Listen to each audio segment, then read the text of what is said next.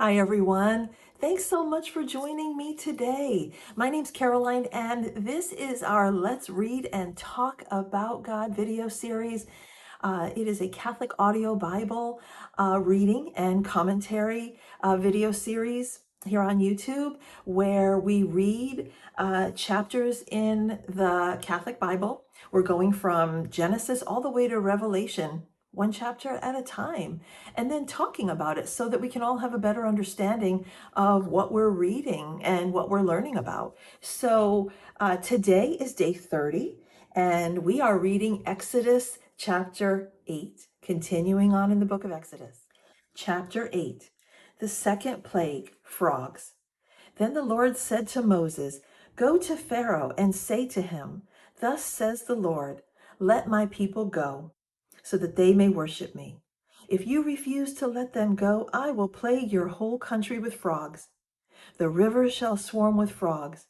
They shall come up into your palace, into your bedchamber, and into your bed, and into the houses of your officials and of your people, and into your ovens and your kneading bowls. The frogs shall come up on you and your people and on all your officials.' And the Lord said to Moses, 'Say to Aaron, stretch out your hand with your staff over the rivers, the canals, and the pools, and make frogs come up on the land of Egypt.' So Aaron stretched out his hand over the waters of Egypt, and the frogs came up and covered the land of Egypt. But the magicians did the same by their secret arts, and brought frogs up on the land of Egypt. Then Pharaoh called Moses and Aaron and said, 'Pray to the Lord to take away the frogs from me and my people, and I will let the people go to sacrifice to the Lord.' Moses said to Pharaoh, 'Kindly tell me when I am to pray for you and your officials and for your people, that the frogs may be removed from you and your houses and be left only in the Nile.' And he said, 'Tomorrow.' Moses said, 'As you say, so that you may know that there is no one like the Lord our God. The frogs shall leave you and your houses and your officials and your people. They shall be left only in the Nile.' Then Moses and Aaron went out from Pharaoh, and Moses cried out to the Lord concerning the frogs that he had brought upon Pharaoh. And the Lord did as Moses requested. The frogs died in the houses, the courtyards, and the fields, and they gathered them together in heaps, and the land stank. But when Pharaoh saw that there was a respite, he hardened his heart and would not listen to them, just as the Lord had said. The third plague, gnats. Then the Lord said to Moses, 'Say to Aaron, stretch out your staff and strike the dust of the earth, so that it may become gnats throughout the whole land of Egypt.' And they did so. Aaron stretched out his hand with his staff and struck the dust of the earth, and gnats came on humans and animals alike. All the dust of the earth turned into gnats throughout the whole land of Egypt. The magicians tried to produce gnats by their secret arts, but they could not. There were gnats on both humans and animals, and the magicians said to Pharaoh, 'This is the finger of God.' But Pharaoh's heart was hardened, and he would not listen to them, just as the Lord had said. The fourth plague, flies.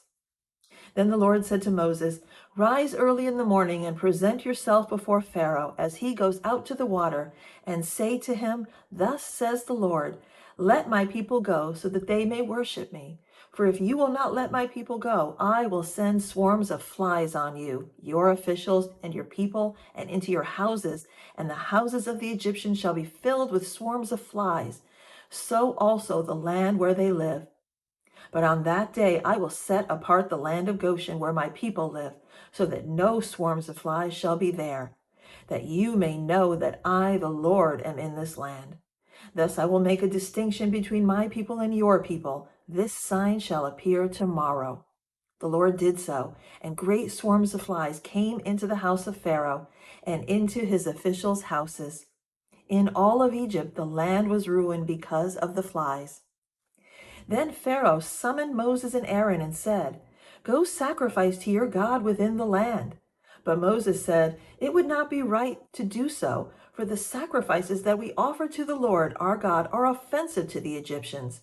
If we offer in the sight of the Egyptians sacrifices that are offensive to them, will they not stone us?' We must do a 3 days journey into the wilderness and sacrifice to the Lord our God as he commands us. So Pharaoh said, I will let you go sacrifice to the Lord your God in the wilderness, provided you do not go very far away. Pray for me. Then Moses said, as soon as I leave you, I will pray to the Lord that the swarms of flies may depart tomorrow from Pharaoh, from his officials, and from his people. Only do not let Pharaoh again deal falsely by not letting the people go to sacrifice to the Lord. So Moses went out from Pharaoh and prayed to the Lord, and the Lord did as Moses asked. He removed the swarms of flies from Pharaoh, from his officials, and from his people. Not one remained. But Pharaoh hardened his heart this time also, and would not let the people go.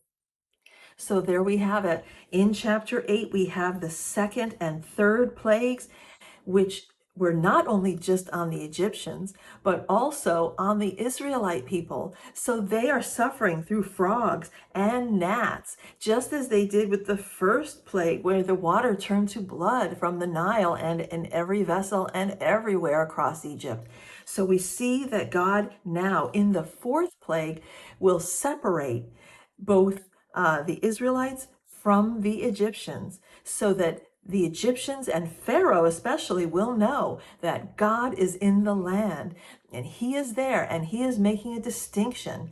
And so it's interesting because God is setting this up. He's setting his own stage for his glory. We see that he is initiating these plagues through Moses and Aaron, of course. He sends Moses and Aaron over to Pharaoh and says, let our people go. God wants us to sacrifice to him and to pray to him and worship him, a 3 days journey away. And Pharaoh is saying, no, I will not let you go. Then the plagues are initiated upon them, and we're going to see a total of 10. We see that we have the second and third plagues and the fourth plague in chapter 8. And God is setting this up where he knows that he is going to harden Pharaoh's heart because he is setting himself up for the glory, for his own glory. And it really is. Imagine the Israelites and the Egyptians here. This is a very powerful God just in front of you. I don't know if it's disbelief that I have in my mind. I don't know about you, but think of that. You know, you're an Egyptian and you're being told that God is saying, free my people. I want my people to go. Let them go. And then these plagues come upon you where you're seeing the water turn to blood.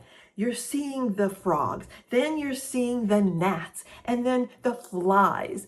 And then in the fourth plague, you're seeing that the flies are only in for Egyptians, and the Israelites are not seeing these flies, and they're just covering everything, their food, their animals, their homes, their ovens, their everything. So just imagine that. And then if you're an Israelite person, an Israelite, and you're seeing this and you're saying, God is here, right? You would think, I'm sure there was a lot of fear in the land.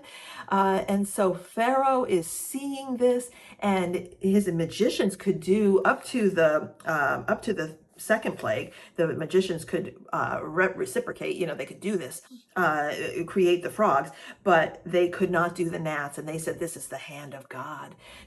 Pharaoh, watch out, right? This is the start of what we're going to see, that the magicians can't duplicate this. They can't replicate it. And then in the fourth plague, now it's just on the Egyptians, not on the Israelites. And Pharaoh's heart is hardened each time. And he says, at first, pray for me, turn these plagues away, and I will give you what you want. And then he gets, these plagues removed, and then his heart is hardened because God is hardening it on him, and just so he can continue his setup here. And so just interesting to see God's glory and his majesty and his power continuing through this Exodus. It really is miraculous what we're going to keep reading through Exodus. Have a great rest of your day, and until next time.